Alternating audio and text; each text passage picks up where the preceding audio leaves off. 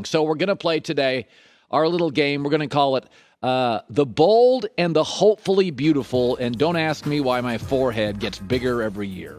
Okay, these are my 5 riskiest, biggest predictions of the year.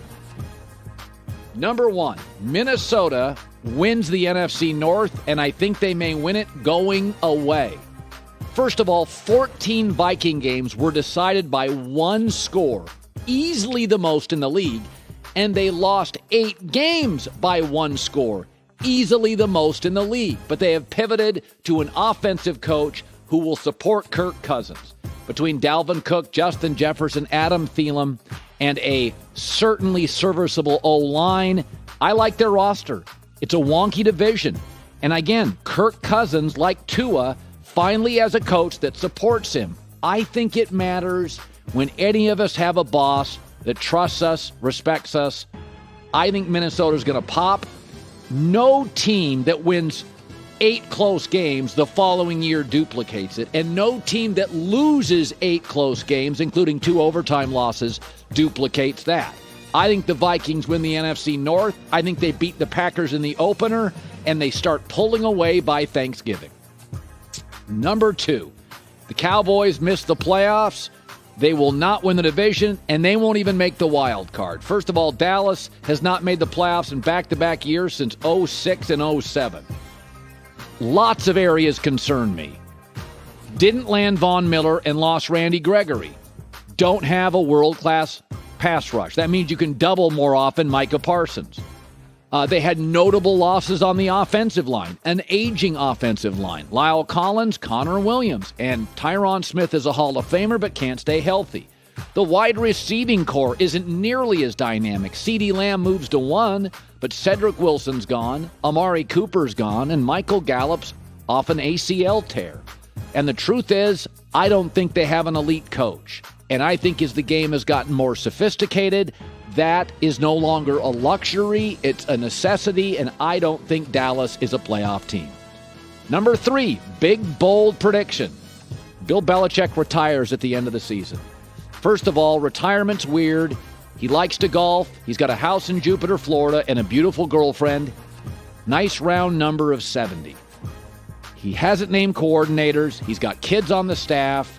The reality is Bob Kraft and Belichick have always had a little bit of a turbulent relationship. Kraft was close with Brady.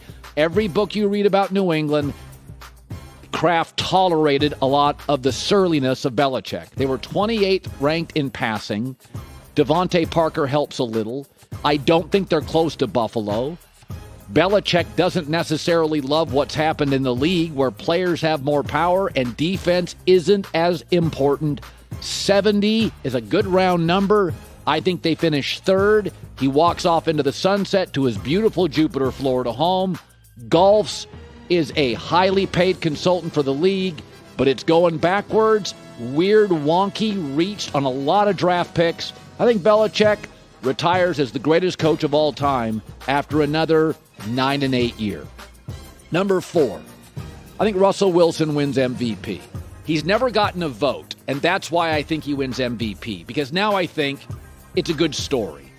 And I also think between Brady to Tampa and Stafford to the Rams, when you come to a team and all they need is a catalyst, there is a certain energy that you bring to a team and hopefulness. And let's be honest, Aaron Rodgers won back-to-back MVPs, played his best football with Nathaniel Hackett, who is now Russell Wilson's coach. Now they have 5 primetime games and 7 nationally televised games. I actually think it helps them. It creates urgency and energy around the program. I think they have the perfect mix of youth between their coach and some of their defensive and offensive players and solid veteran guys. I love their roster. I know it's a hard division, but that helps Russell Wilson because when he puts up good stats, you say, God, he did it against the Chargers and the Raiders and the Chiefs. And in that division with those great quarterbacks, you've got to run a pretty open offense. You got to win shootouts. I think he puts up big numbers and wins the MVP because he's the best story. And finally, I think the Rams are going to repeat.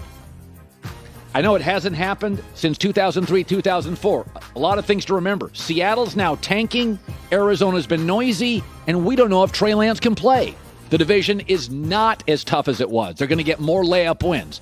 Secondly, they didn't have Cam Akers last year, and they drafted a running back. So Stafford will have a better running back game behind him. There's also room for improvement.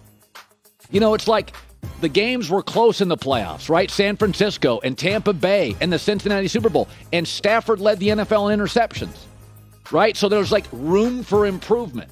The division's weaker. They have upgraded at wide receiver with Allen Robinson. They have upgraded at linebacker and leadership with Bobby Wagner. And let's just be honest. The NFC's not as good nor as deep. If Green Bay's not as good, they're not. Mike Evans got hurt today. If Tampa in Brady's last year is not quite as dynamic, and I don't think they will be, who's in their way? Dallas? San Francisco? Noisy Arizona? Philadelphia? Let's be honest. The NFC's got a few good teams at the top, but it's not like the AFC where you got to go through the Bills and the Chiefs and the Bengals and the Ravens and the Broncos. It's not the same thing. It's like winning the Pac-12. You know what I mean? You don't have to be great. You have to be good. Hi, everybody. Thanks for watching. Subscribe here to get the latest from the show. Also, be sure to check out more of the best clips from The Herd or go watch a few segments from other shows on FS1.